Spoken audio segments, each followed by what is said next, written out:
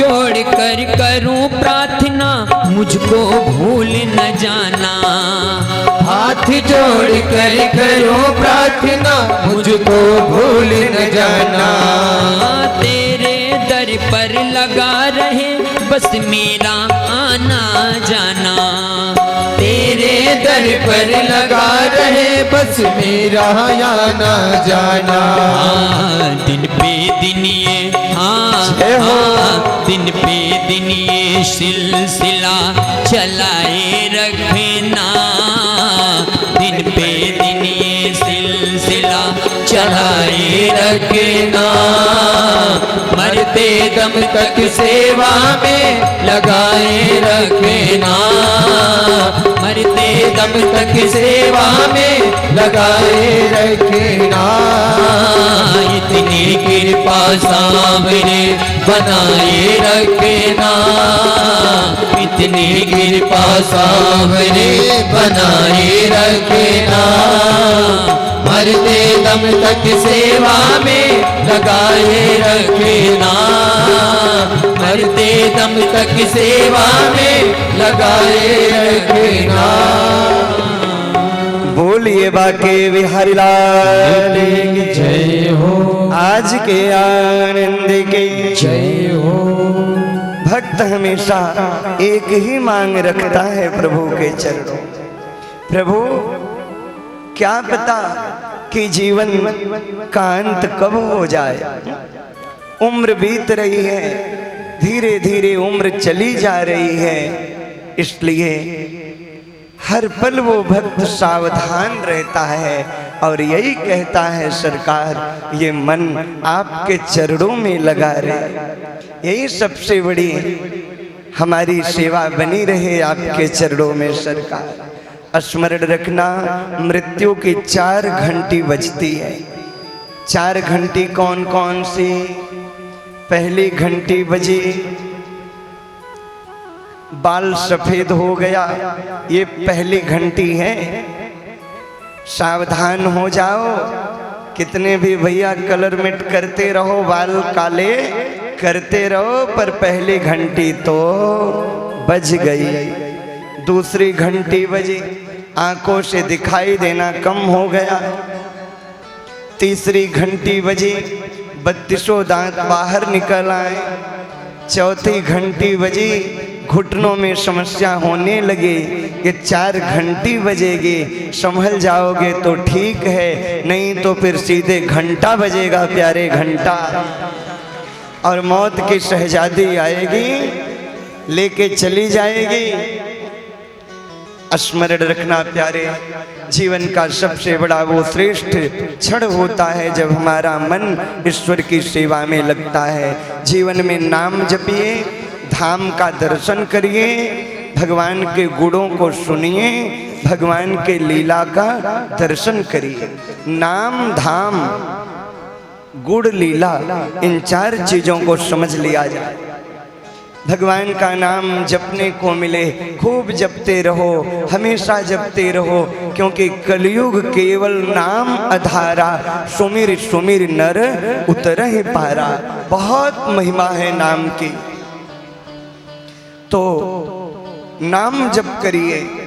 नाम की इतनी महिमा है कि स्वयं राम जी भी अपने नाम की महिमा नहीं बखान पाते। राम से भी बड़ा अगर कुछ है तो प्रभु का नाम है।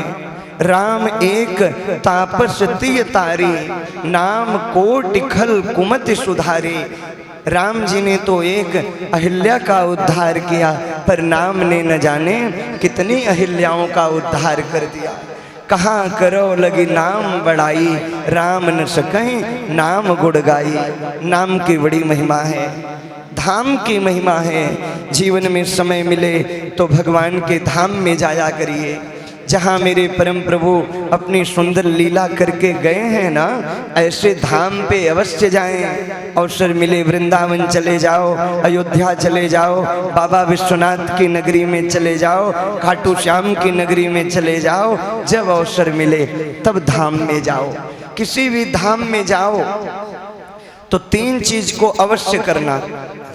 नोट कर लीजिएगा, धाम में जाने वाले 3 चीज अवश्य करें। सबसे पहले क्या, धाम में जाइए तो जा कर के वहाँ स्नान करिए, जो भी वहाँ गंगा यमुना प्रवाहित हो रही हैं स्नान करिए, धाम में जाके स्नान करिए।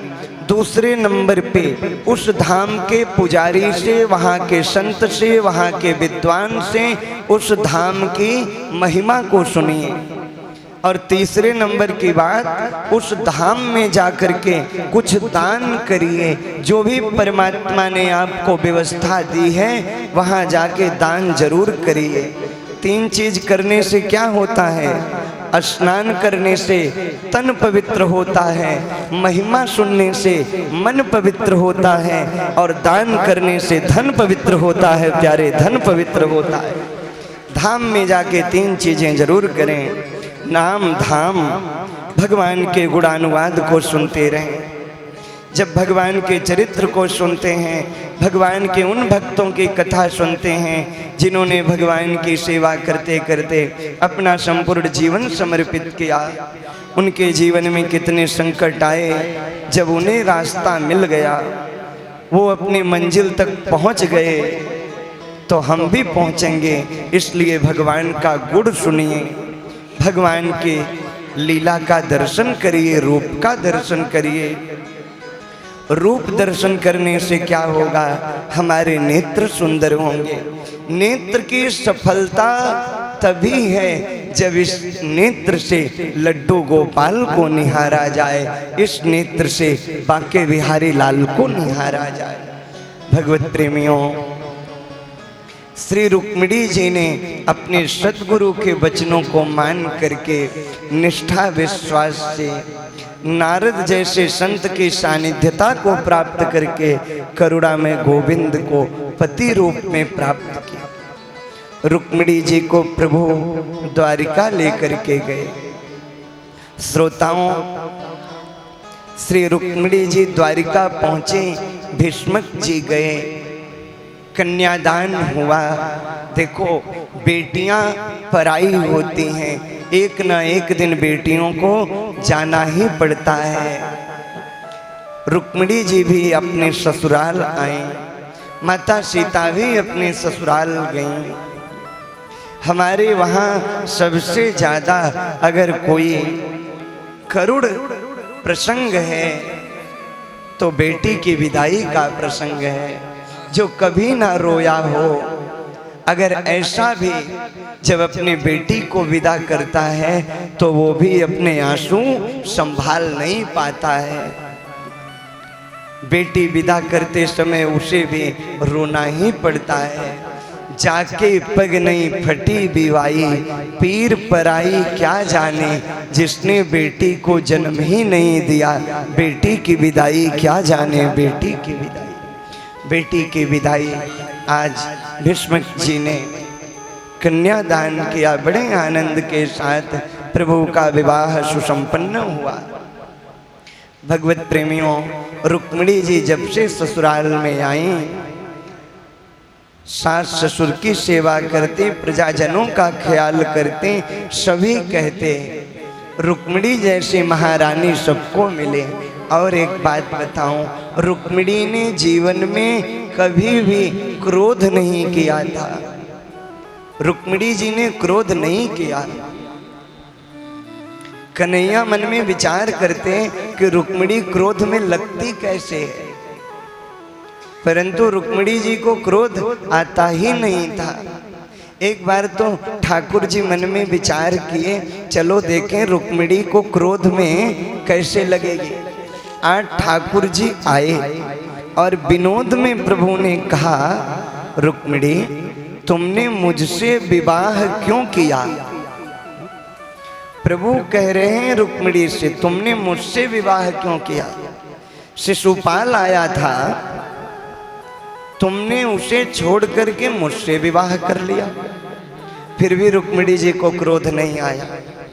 कन्हैया बोले, अच्छा इसलिए किया होगा कि मैं बहुत वीर हूं। तो सुनो, वीर तो मैं बिल्कुल नहीं हूं। जरासंध के भय के कारण तो मैं समुद्र में द्वारिका बना के रहता हूं। अच्छा इसलिए तुमने विवाह किया कि मैं वसुदेव नंदन हूँ। तो यहाँ भी कोई मुझे नंद नंदन कहता है, कोई मुझे वसुदेव नंदन कहता है। जिसके माता पिता का ही नहीं पता, कुल गोत्र का नहीं पता, तुमने उससे विवाह कर लिया। और सुनो, तुमने इसलिए विवाह किया क्या कि मेरा बहुत गुणगान सुनी हो। तो हमारा गुणगान तो वही करते हैं जिनके पास कोई काम नहीं है, बस भैया सीताराम सीताराम सीताराम। ऐसे बाबाओं के चक्कर में पड़ करके तुमने मुझसे विवाह कर लिया। कन्हैया ने बार बार प्रयास किया पर रुक्मिणी जी को क्रोध नहीं आया। तब कन्हैया ने कहा, रुक्मिणी अभी कुछ बिगड़ा नहीं है, कहो तो मैं शिशुपाल से बात करूं। इतने में रुक्मिणी जी को मूर्छा आ गई, रुक्मिणी जी गिर पड़ी।